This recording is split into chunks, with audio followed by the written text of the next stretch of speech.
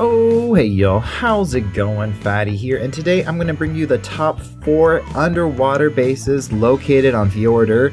It's been a highly requested video, so let's not waste any more of your time and just jump straight into it.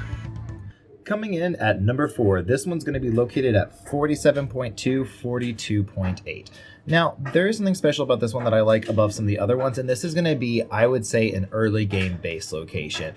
This is going to be the one where you're going to want to rush to, where you can start to do some really nice stuff, but you're not going to stay here forever, but it has enough room to start breeding so you can get those trikes, stegos, carbs, whatever you want to raid with at the beginning, all lined up. It also has a ton of those early game resources, stone, flint. You also have obsidian, oil, and crystal, which makes this spot really primo for just like getting started, like at the fresh start of a wipe. Also, it's a little bit more known, but it's not one that people tend to raid in because it is not the easiest defendable. People don't tend to know how to build this one very well. And with something with this video, every location I will show you whether it's 6x, an official build or not. And as well as not just whether it is 6x or not 6x, I will be showing you where the end of the 6x is. So down here at the very bottom of the ocean, kind of the front of it, it's not really buildable except for in a certain area once you get out. Right when you get here from about the cave entrance. And that just makes it so right here is where the 6x ends. Anything closer on the floor you won't be able to build with. And today's video is brought to you by Revelations. Revelations Arc is going to be wiping July 28th at 1 p.m. EST. This is going to be one of the best Windows 10 Xbox servers that you can find. It's really nice. You're going to have 10x harvest, you're going to have 6-man tribes, and a lot of the other stuff is going to be pretty vanilla. You are going to have infinite weight, which I know all of you Windows 10 players absolutely have to have your infinite weight, or it's not worth your time. Other than that, really the only big changes are going to have 3 times stamina, which is not huge, 10 times oxygen, and 5x fortitude. It's really nice. You're going to go to discord.gg/revarc. It is going to be wiping, like I said, the 28th. I will personally be there. I probably will actually stream the event, so be looking for my live stream if you guys want to have some fun PvP as well. But definitely go check out Revelations Arc, and let's get right into the rest of the video. Coming in at number 3, this one's going to be located at 70.0. 0.3. So it's going to be at the very edge of the map. I know it's kind of awkward chords to put in. You can't really put it in your map marker. But this one is probably going to be definitely one of the best, if not the best, underwater cave. It's really nice. So at those cores, you just kind of want to look for this underwater bridge area. When you get there, then you absolutely know in your right location. Now, if you're kind of like me, I'm the person that if I have a cave that I can put like 7 walls in, right? Or just like constantly have different areas to put turrets. Those are the spots I like. So I really like the upwater breach here. That's always difficult to do. But not only are you getting an upwater breach as well, so they have to come up out of the water to breach out of it to be able to start soaking and whatnot. As you go further up, again, it's just a climb up here, which is going to make it difficult. So if you're really good at putting tech jennies, some floating turrets, you know, turrets on like hatch frames and triangle foundations on the side, anything like that, that's going to make that whole upward part really difficult as well. And then again, right there, it's not an underwater up breach, but that is another up breach, and then you can also put another like amazing wall there. Once you get in, you would assume this place would be a little bit bigger than it is. It is still massively big, do not get me wrong. You can build out there where the lava is, you can put like the cliff plats and stuff out there. Also, it does have Desmodus, so if you're looking early game to get to a spot to be able to get some of those bats and stuff, it is going to be nice. It makes it good for an easy game, early game defense as well, so you can pick people who are trying to get on those up stretches and whatnot to actually get them off of their dinosaurs, unless it's a stego. But then there's nets, you know, PvP. You PvP how you PvP, boo. And then again, it is an official build. I have all official build settings on, and as well as 6x. Of course, this one is 6x, but the real question is, where does the 6x end? So as you come down through this whole little drop area, I went halfway through the drop to test it, and it is still 6x in this location. If you don't know how to check for 6x, I don't know why you're still playing Arc at this time, but Metal Foundation should take 5 C4, so if 1 C4 blows it up, then you know it's 6x.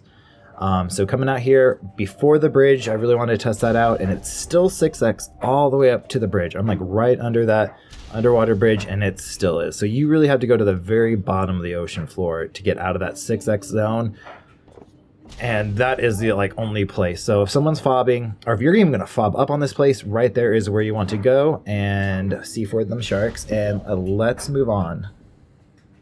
Coming in that number 2 location, this one's going to be located at 76.0, 64.0. Those are the cleanest cores I will ever get, so I want everyone to take a minute and just appreciate how nice and clean that is. Okay, so once you get down here, it is going to be like the shipwreck cave. The kind of nice thing is there's some silica pearls out and around this area, which is pretty nice.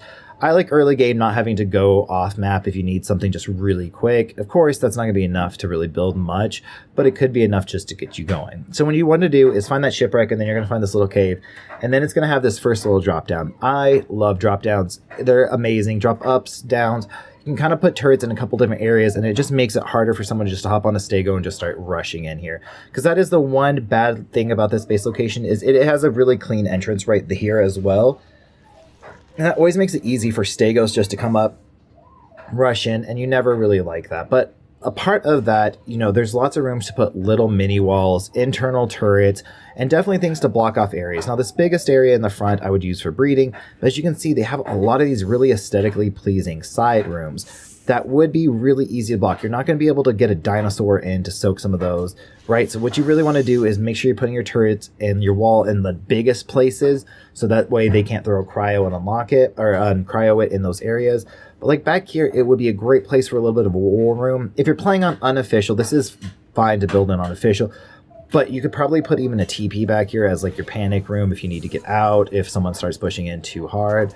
Base like this, though, this would be probably one of my main bases if I did, so I don't know how many other bases I'd be like trying to bail on, right? If they get that far, that's kind of game over.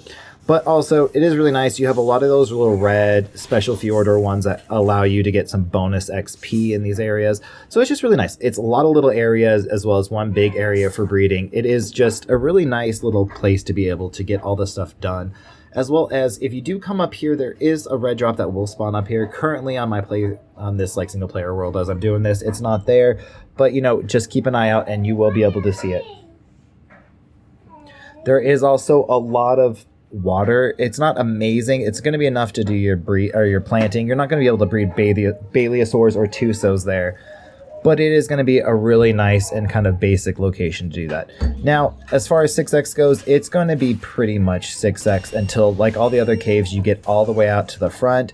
I will wait till it gets to the front, but 6x, and that's it. And let's move on to the number 1 spot.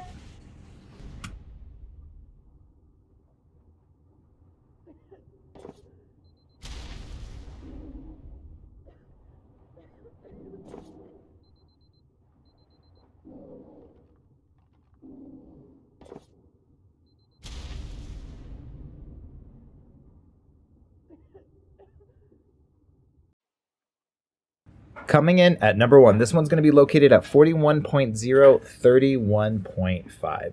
Now, this is definitely going to be a really nice location.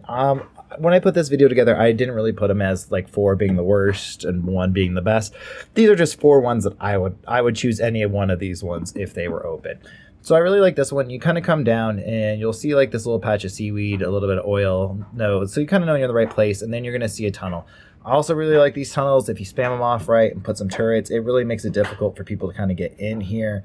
So I really like that. Now, the one downfall is the big entrance. It is kind of one of these like Gen 1 style like water openings, but what I really like is just this area. I would use this one probably as a breeding base, not necessarily as my main base always, but the one thing I love about this that I really just no other spot's going to have is those congealed gas spots.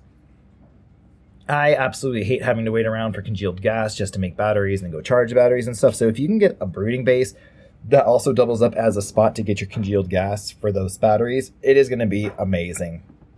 Also, I just love the aesthetics in here. Again, you have one of those double X spot or the 2-time XP areas, which is really nice. Again, just like every cave on Fijordur, unfortunately, this one is as well going to be 6x, which is not really make or break, but you just want to always be aware of that as well, especially like, hey, beginning game, there's no point in spamming metal foundations if it's just going to take 1 C4. Just spam those stone ones at the beginning, right? Because it's going to take them the same amount of time to break. Now, later on in the game, yeah, of course, you're going to want to even spruce them up just a little bit. But again, here, this whole tunnel is pretty much just going to be 6x again until, just like every other one on Fijordur, until you get to kind of the open ocean floor, it's just going to be 6x in here. Thank you guys always for watching. Always appreciate the love and support. Don't forget to go check out Revelations Arc. Like I said, this Friday, 1 p.m. EST. I will also be there. So be looking out for me. Make sure you're throwing out in the global, hey, Fatty, trying to find me. I always have my name as The Fat Stuff, just like it appears on my channel. And I can't wait to see you guys there. Peace.